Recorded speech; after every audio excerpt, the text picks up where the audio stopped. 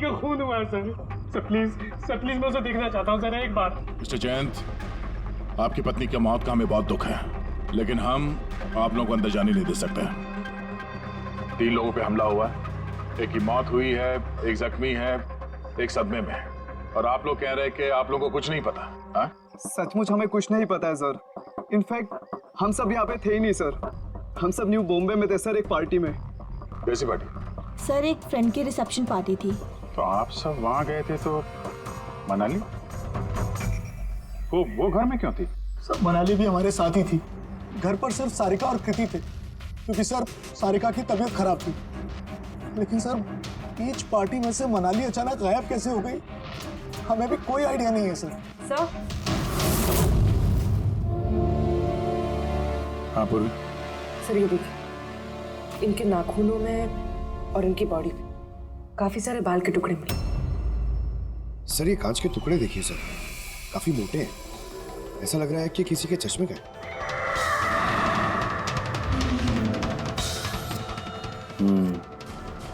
चश्मे का ही लग रहा है। रख लो संभाल के।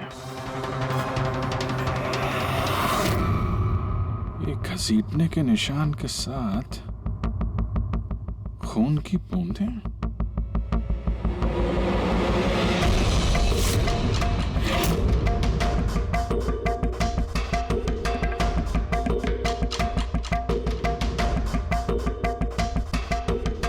यहाँ पे इतना सारा खून,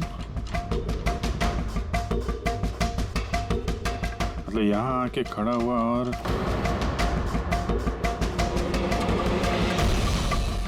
बाइक का निशान। कोई जख्मी हालत में यहाँ पे आया और बाइक पे सवार होके यहाँ से निकल गया। एक बात बताइए, आप में से बाइक किसके पास है? बाइक नहीं सर, बाइक तो किसी के पास नहीं है। हम सबके पास खुद की पर्सनल कार्स है सर। इस घर में टोटल 5 कार्स हैं। पर अभिजीत ये क्यों पूछ रहा? क्योंकि कोई बहुत ही जख्मी हालत में बाइक पे सवार होकर यहाँ से गया है, और मुझे पूरा यकीन है कि खूनी वही है। आई थिंक इसका जवाब सारिका दे पाएगी, एक बार वो होश में तो आ जाए। बाय द वे, आप में से किसी को कहीं कोई चोट वोट तो नहीं लगी है? चोट हमें? सर आपके कहने का मतलब क्या है? हमें की चोट लगेगी? आप हम पर शक कर रहे हैं? जब तक ये केस सॉल्व नहीं हो जाता हम सब पे शक करते हैं, और अगर आप लोग हमारे साथ कोऑपरेट नहीं करेंगे तो हमारा शक और बढ़ जाएगा। हाँ? इसलिए प्लीज कोऑपरेट।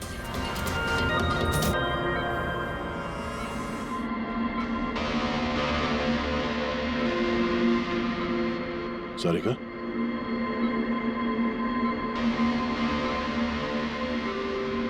सारिका आप ठीक हो?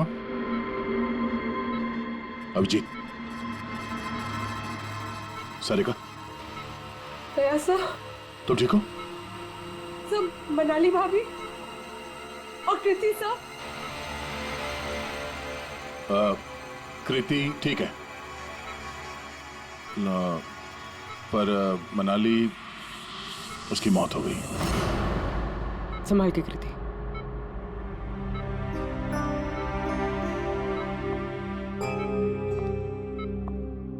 कृति, कृति, तुम ठीक हो ना? I'm so glad you're okay. Thank God तुम ठीक हो।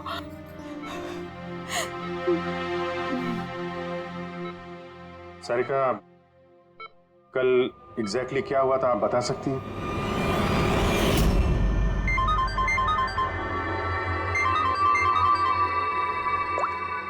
हेलो,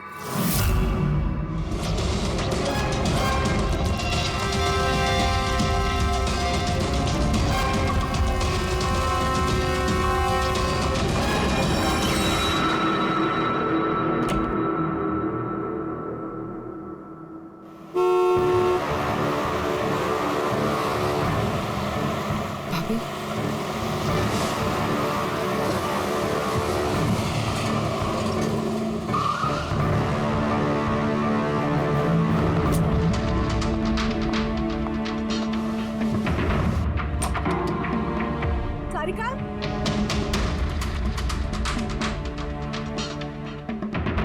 सारिका, सारिका कहाँ हो? भाभी, सारिका, सारिका,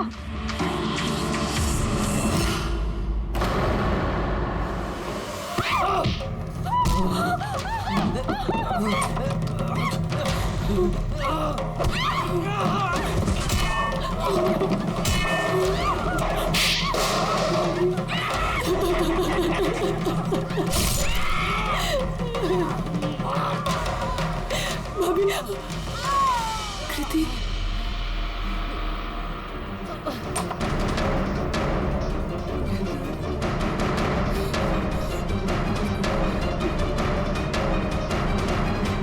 कृति, कृति, कृति। तो तुमने इनका दरवाजा खटखटाया, तो कृति आपने क्या देखा? आप पे हमला कैसे हुआ? सारिका के जोर जोर से चिल्लाने की आवाजें आई। मैं तुरंत कमरे से बाहर गई। सारिका, ये सब कैसे? कृति, कृति, सारिका तुम ठीक तो हो? कृति, मैं कमरे में हूँ। कृति, कमरे में। Okay okay okay Sarika, you don't worry, I am coming. Kriti संभल के, वो खूनी अभी घर में ही है। खूनी? सारिका, तुमने उसको देखा जिसने कृति पे हमला किया था? जी सर, मैंने देखा था। सारिका, सारिका, कृति, कृति, सारिका, उस वक्त वहां पे जो कुछ भी तुमने देखा उसे तुम एक पेपर पे ड्रॉ कर सकती हो? जी सर। जब मैंने उसे मनाली भाभी के पीछे देखा सर, तो घर में बहुत अंधेरा था। मुझे सिर्फ उसके चेहरे की एक झलक दिखाई दी। जब मैंने उसे फिर से देखा तो मुझे सिर्फ हाथ दिखाई दिया। कृति मेरी तरफ आ रही थी और उसके पीछे से एक हाथ आया। उस हाथ ने उस पर हमला किया। उसने रेनकोट पहना हुआ था और ग्लव्स और एक बड़ी सी चमकीली सी घड़ी। ये बिल्कुल वैसा हूबहू है जैसा मुझे दिखाई दिया।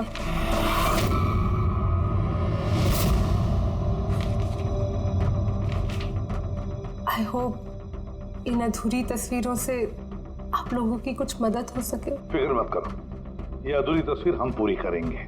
रेडी? मनोहर के पास स्केचेस लेकर जाओ और उसे कहो कि ये स्केच पूरा करें। Sarika, thank you so much. आप जा सकती हैं, थक गई होंगी। चलो सारिका।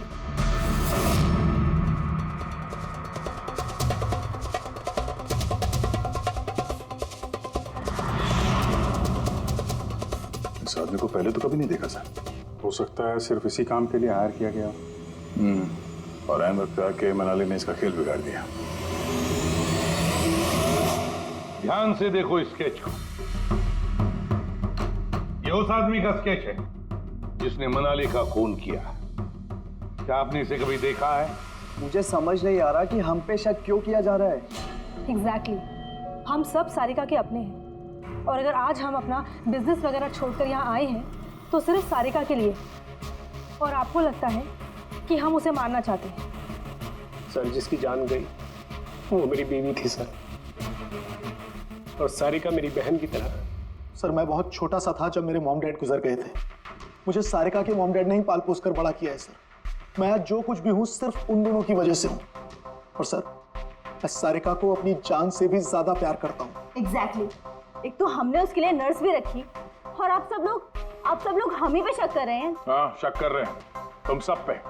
मैंने अपनी आंखों से देखा कितना लगाव है आप लोगों को उससे। आप सब लोग अच्छी तरह से जानते हैं अगर उस बेचारे को कुछ हुआ तो उसकी अरबों की जायदाद तुम सब लोगों के हिस्से बटेगी। में चले जाते हैं, वहां पर मनाली किसी की बातें सुनती है कि कोई कातिल सारिका को मारने जा रहा है। वो किसी को भी कुछ नहीं बताती, अब खुद सारिका को आगाह करती है और वहां चले जाते हैं जहां पर कातिल मनाली को मार डालता है। और अगर उसने पार्टी में ये बात सुनी तो आप में से भी कोई हो सकता है ना? नहीं? ठीक है, जा सकते हो तुम लोग, लेकिन एक बात अच्छी तरह से याद रखना, हमारी कड़ी नजर है तुम लोगों पर। अभिजीत, दया, इस सारिका ने बताया कि मनाली ने उसे फोन किया था कि वो पुलिस लेकर उसके घर पहुंच रही है। एग्जैक्टली सर, पर उसने ना हमें कांटेक्ट किया ना ही पुलिस को बुलाया। हो सकता है कोई उसका पीछा कर रहा हो, इसलिए वो डरी हुई हो। एक काम करते हैं पंकज, पूर्वी, उस पार्टी में जितने भी लोग आए थे उन सबके नाम और सेल नंबर्स निकाल दो और पता लगा उस रात मनाली के घर के आसपास उनमें से किसका फोन एक्टिव था। सर, हाँ, सर उस रात वहाँ 250 लोग थे, लेकिन सर एक नंबर है ईशान। उस रात वो पार्टी में था और वहाँ से सारिका के घर की तरफ निकला जब मनाली पार्टी छोड़ के गई थी। फोन वहीं बंद हो गया सारिका के घर पे। सर एक और काफी अजीब बात है, मनाली का फोन उस रात सारिका विला गया ही नहीं, बल्कि वहाँ से सीधा बांद्रा गया, कोहात ग्राउंड्स, और उसके बाद से स्विच ऑफ है। मनाली का सेलफोन तो उसके पास ही था क्राइम सीन पे।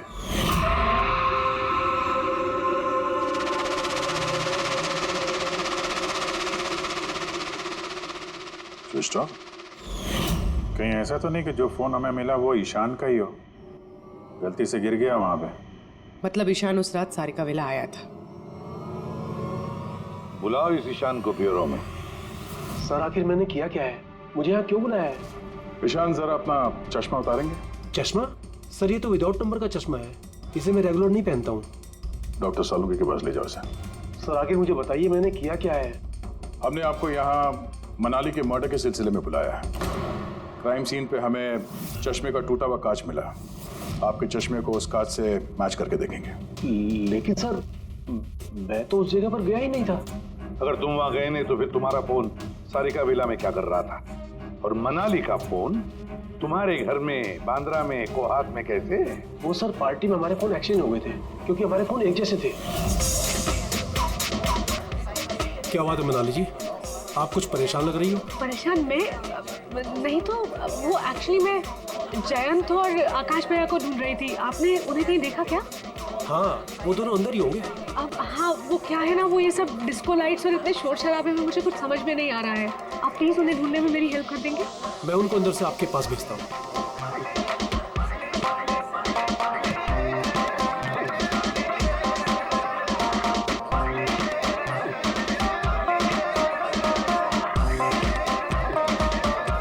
मनाली, ईशान तुम तो कह रहे थे मनाली यहाँ ढूंढ रही है हमें, कहाँ है मनाली? अरे अभी तो यहीं थी मनाली, पता नहीं कहाँ चली गई। हाँ सर मेरा फोन स्विच ऑफ था, इसलिए मैं मनाली को बता नहीं पाया। इसलिए मनाली पुलिस को फोन नहीं कर सकी। सर मेरा यकीन कीजिए मैंने खून नहीं किया है। खूनी नहीं, खूनी के साथी तो हो सकते हो जो उस वक्त वहां पार्टी में मौजूद था। तुमने पार्टी में मनाली की सारी बातें सुन ली और जैसे मनाली सारिका के घर गई तुमने मनाली का पीछा किया। किसी भी जरिए तुमने मनाली का फोन बांद्रा में कोहात में भेज दिया और वहां पर मिले चश्मे के कांच के टुकड़े हमें शक है तुम्हारे हैं, तुम्हारे चश्मे के। वो रिपोर्ट तो हमें मिल ही जाएगा हमारे फोरेंसिक लैब से। ईशान सिर्फ ईशान के पास कोई वजह नहीं है, बाकी सभी लोगों के पास कोई ना कोई वजह है सारिका को मारने की। दिया और अभय, इन दोनों को तो पैसों की सख्त जरूरत थी, तो हो सकता है इन दोनों ने किया हो। लेकिन और तो और इन सब के पास एलिबाई है कि वो रिसेप्शन के पार्टी में थे। सर ये सब उस रिसेप्शन पार्टी में मौजूद थे, लेकिन किसी एक ने खूनी को फोन पे सारिका विला जाने के लिए कहा लेफ्ट से, ताकि सारिका को कुछ पता न चले। फिर सारिका को मारे, कृति को मारे और इस सब को लूट की शक्ल देख के वहां से निकल जाए। लेकिन ये सब मनाली ने सुना और वो सारिका को बचाने के लिए वहां बंगलों में आई, लेकिन अपनी जान गंवा बैठी। लेकिन मरने से पहले उसने खूनी को घायल कर दिया। खूनी जाते जाते कृति पे हमला करता है, लूट का माल और सारिका को वहीं छोड़ के बाइक पे सवार होकर वहां से निकल जाता है। एक बार, सिर्फ एक बार इस खूनी के बारे में कुछ भी पता चल जाए ना, कुछ भी, तो समझ लो ये मास्टरमाइंड हमारे हाथ में है। सर खूनी के बाइक के टायर के निशान, आसपास पड़े हुए खून के धब्बे सब चेक किए सर, लेकिन कुछ पता नहीं चला। सर लगता है कि खूनी का कोई पास रिकॉर्ड नहीं है सर। तो इसका मतलब है ये खूनी कोई पेशेवर मुजरिम नहीं है। सर मनाली के नाखूनों से और कपड़ों से जो बाल मिले हैं, साड़ू के सर उनका टेस्ट कर रहे हैं, शायद कुछ पता चल जाए।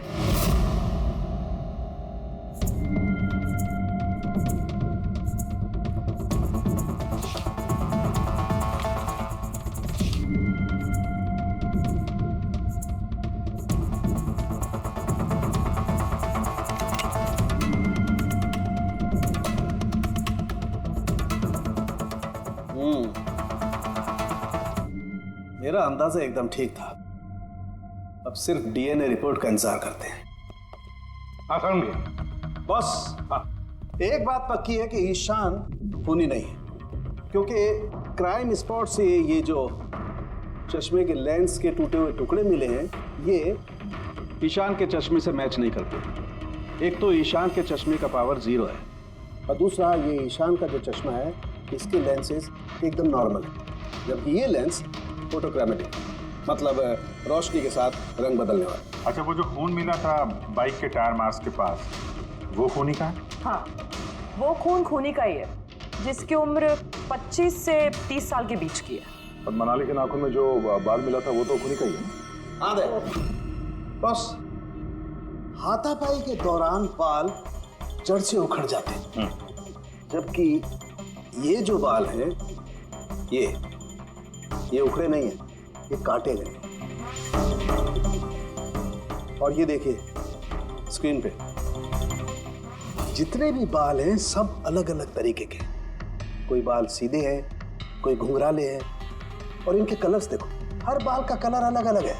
कोई काला है, कोई ब्राउन है, कोई डार्क ब्राउन है, और कोई गोल्डन भी है। ये बाल किसी एक आदमी के हो ही नहीं सकते, अलग अलग लोगों के बाल। हाँ दे, इन बालों में हमें अलग अलग किस्म के केमिकल्स भी मिले, जैसे कि केराटिन, सिस्टाइन और भी बहुत कुछ।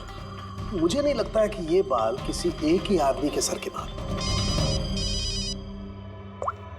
Hello, oh good, very good, thank you very much, good news, bye. DNA test की रिपोर्ट ये भी इस बात को कंफर्म करती है कि ये जो बाल हैं, ये किसी एक इंसान के बाल नहीं है। जिस आदमी के कपड़ों पर इस तरह के बाल होते हैं, अलग अलग लोगों के कटे हुए बाल, वो आदमी किसी बड़े सलून में काम करता है, हेयर स्टाइलिस्ट का।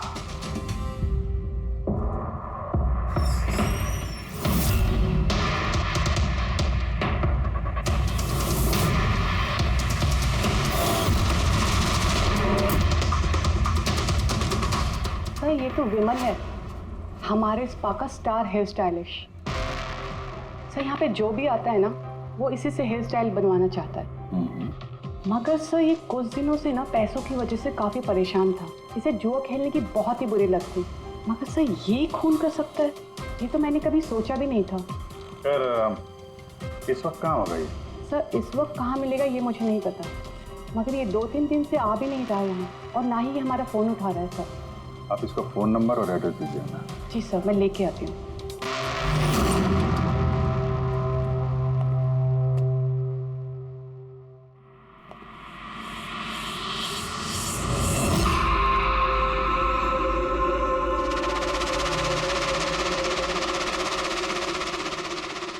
ओह नो, ये तो गया। जहर खाया इसने। ये आँख की चोट और ये कंधे पे भी नाखून के निशान है, तो वही जिसने मनाली का खून किया है। देखो कुछ मिलता है क्या?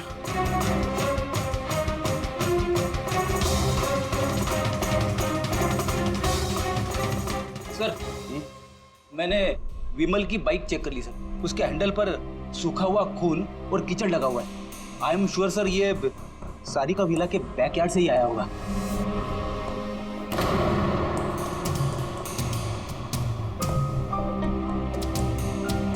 सर ये टूटा हुआ चश्मा और ये रेनकोट मिला है। रेनकोट पे खून लगा हुआ है।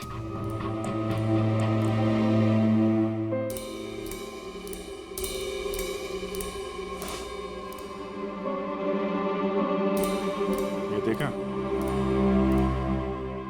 बाएं हाथ में घड़ी। हाँ तो सर, अगर विमल बाएं हाथ में घड़ी पहनता था तो सारिका ने दाएं हाथ में घड़ी कैसे देखी?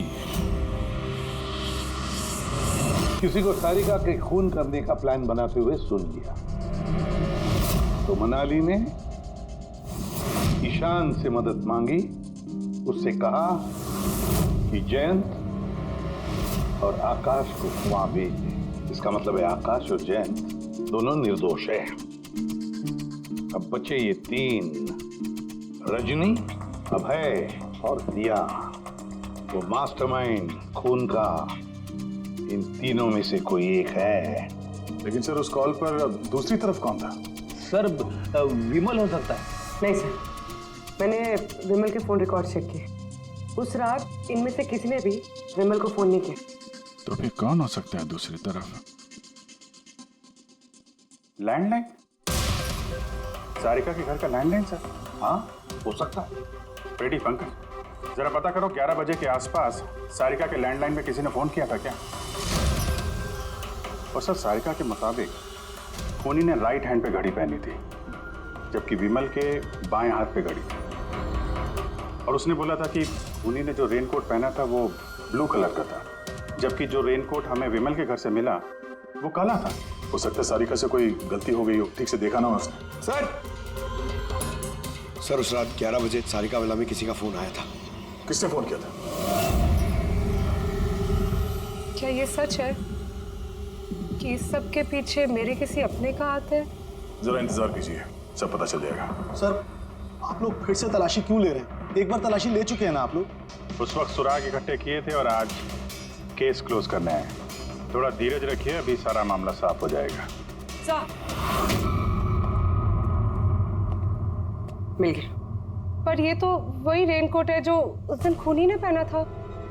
ये यहाँ कैसे है? बताता हूँ। तुमने कहा था कि मनाली भाग के तुम्हें यहाँ बचाने के लिए आई थी, क्योंकि उसने वहां पे किसी को तुम्हारी खून की साजिश रचते हुए सुन लिया था। लेकिन वो खूनी नहीं था। वो इंसान था जिसने ये पूरा प्लान बनाया था, और जिससे उसने फोन पे बात की, खूनी वो भी नहीं था, कोई और था जो उस वक्त तुम्हारे साथ यहाँ इस घर में मौजूद था। घर पे? उस वक्त मेरे साथ? करेक्ट। ये सब प्लान था। खूनी कांच तोड़ के घर के अंदर घुसता है, मगर गड़बड़ तब हुई जब उसने मनाली को मारा, सारिका समझ के। मनाली की तो मौत हो गई, पर मरने से पहले उसने खूनी को इतना घायल कर दिया कि खूनी यहाँ पर सारिका को मारने के लिए रुका ही नहीं, भाग गया। सर एक मिनट, अगर खूनी भाग गया तो फिर कृति पर हमला किसने किया? क्योंकि सारिका ने अपनी आंखों से कृति पर हमला होते हुए देखा था। हाँ मैंने देखा था, वो हाथ आया और उसने कृति पे हमला किया। हमला तो हुआ है, मगर किया किसने?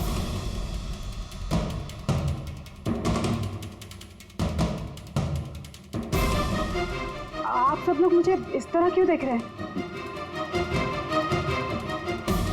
इसका जवाब तो तुम ही दे सकते हो कृति। सारिका रात 10:30 बजे सो चुकी थी और मनाली ने किसी को फोन पे बात करते सुना रात 11:10 पे, और वो फोन यहाँ इस घर की लैंडलाइन पे आया था। किसने रिसीव किया था वो कॉल? अगर हम ये मान भी ले कि विमल ने तुम पे हमला किया, तो फिर उसने तुम्हें जिंदा क्यों छोड़ा?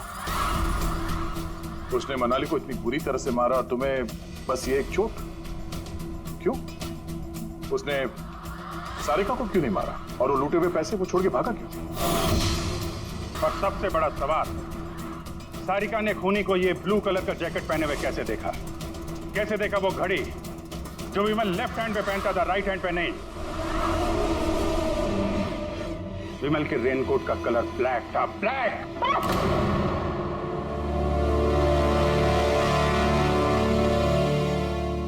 सही नहीं पहचाना आप लोगों ने। वो हमला मैंने खुद किया था।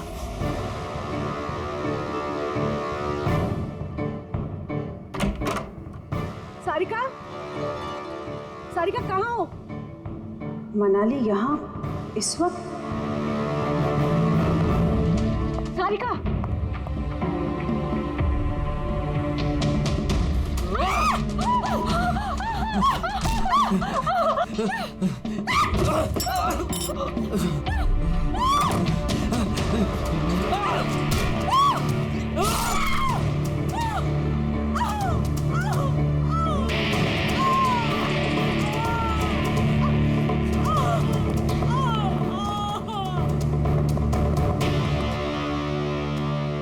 कृति,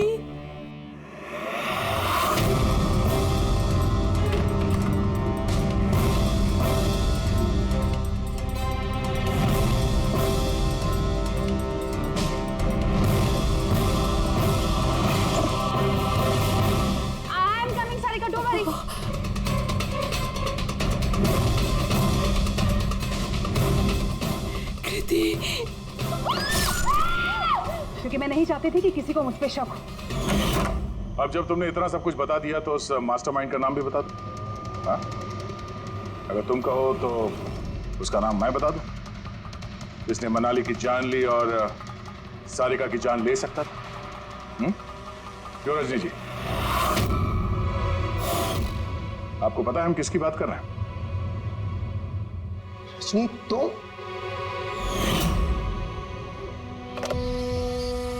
हेलो, किलर शार्प 11:30 बजे पहुंच जाएगा। सारिका का काम तमाम किसी भी कीमत पर हो जाना चाहिए। वो मेरा बाकी का पैसा? तुम्हें तुम्हारे पैसे मिल जाएंगे। ओके।